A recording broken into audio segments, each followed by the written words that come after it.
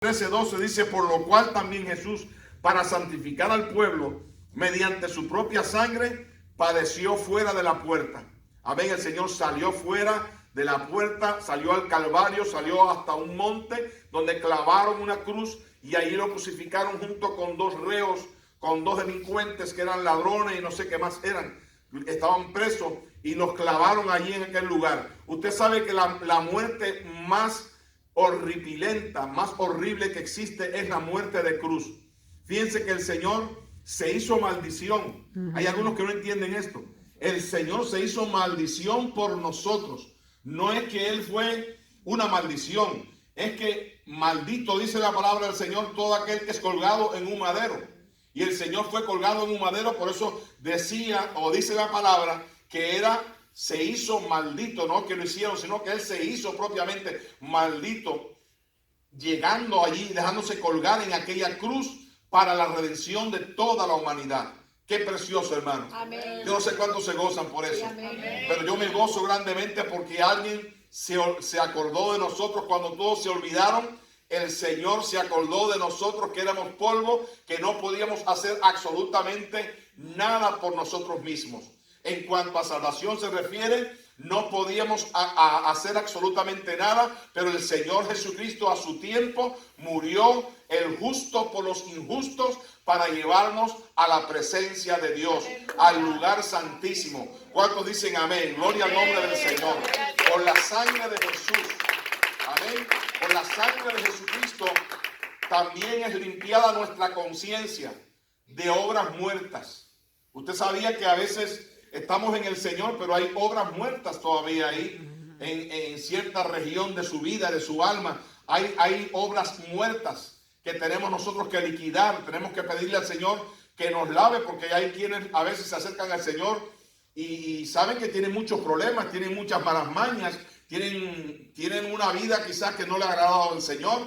Hay cosas que cuando vienen al Señor se desprenden de su alma, rápidamente salen de Él. Pero hay cosas que a veces, hermano, dejamos clavadas en el corazón y la conciencia nuestra, que es el Espíritu Santo dentro de nosotros, nos está anunciando, nos está orientando y nos está guiando a toda justicia y decirnos y nos dice al corazón, nos dice al alma, a la conciencia misma, que estamos todavía a medias con el Señor, que no le estamos entregando nuestra vida por entero. Tenemos que hacer conciencia y cuando nos arrepentimos, dice la palabra en 2 Corintios 5:17, de manera que si alguno está en Cristo, vieja criatura es. Nueva criatura es. Las cosas viejas pasaron y aquí todas son hechas nuevas. Amén. Muy importante, ¿verdad? Amén. Y cuando se dice las cosas viejas pasaron, está hablando de las malas mañas, de todas aquellas cosas que usted hacía, que hacíamos nosotros, que no agradábamos al Señor.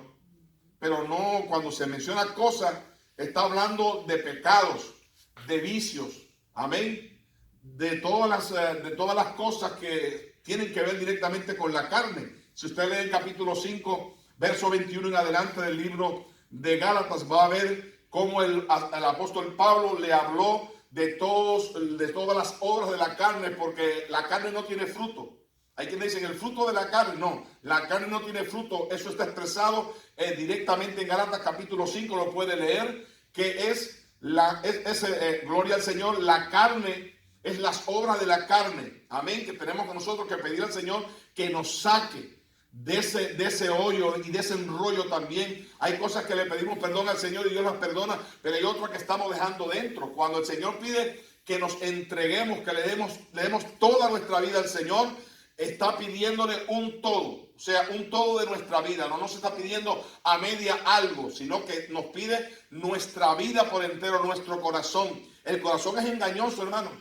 No sé cuántos lo sabían, pero el corazón es engañoso más que todas las cosas. Amén. ¿Quién lo conocerá? ¿Quién lo conoce? Es el Señor. A veces pensamos que estamos bien en todo y le estamos fallando al Señor en algo. Con un poquito nada más o con una pequeña cosa que le estemos fallando al Señor, ya estamos, hermano, ya usted sabe cómo. Pero si usted viene y le pide perdón al Señor, quizás pensando, no, Señor, pero esto no es tan grande, esto es un pecado mínimo o minúsculo. no tiene que ver nada, Señor, que yo haga esto. Amén. Como algunos que piensan que fumando se van para el cielo. O tomándose una tacita pequeña de whisky.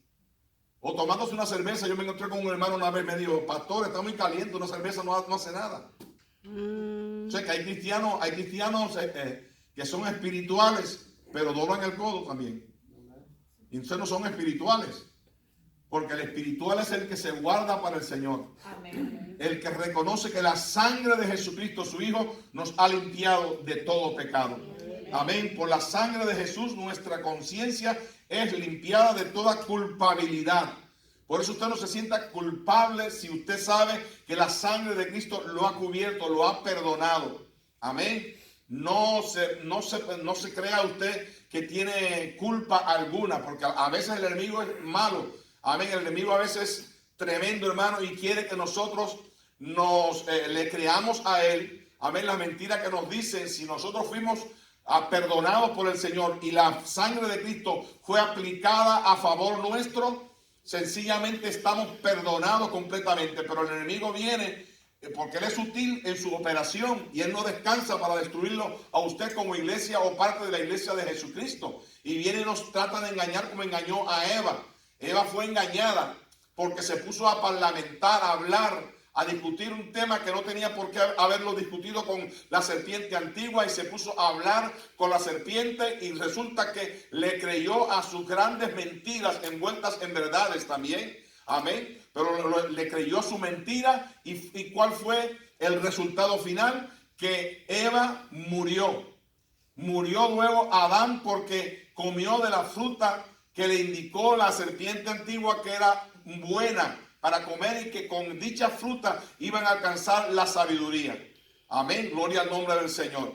Pero sabemos lo que pasó el resto de la historia, cómo ambos comieron de esa fruta y pecaron.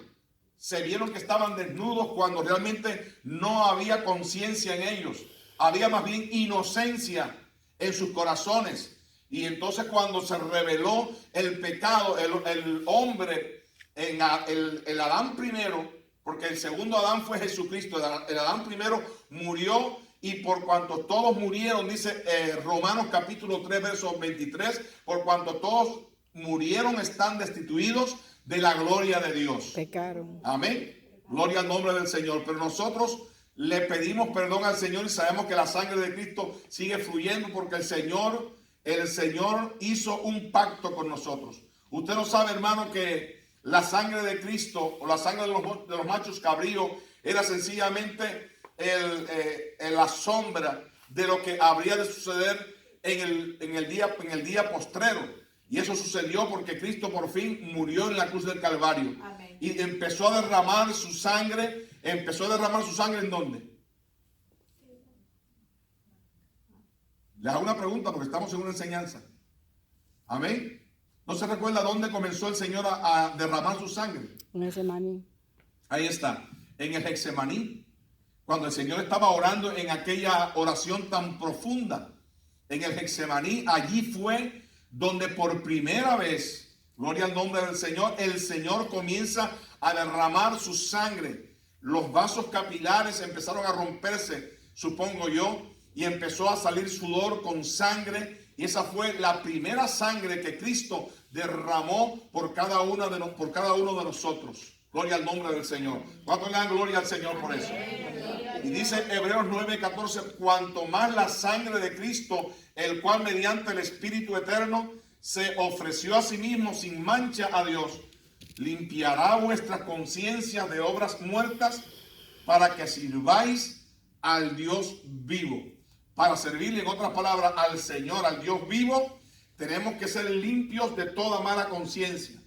La conciencia, hermanos, que esté llena de pecaminosidad, de pecado, de falta que no queremos confesarle al Señor, no puede de ninguna manera servir al Señor o al Dios vivo. Gloria al nombre del Señor. Hay que perdonar, le repito otra vez, hay que perdonar.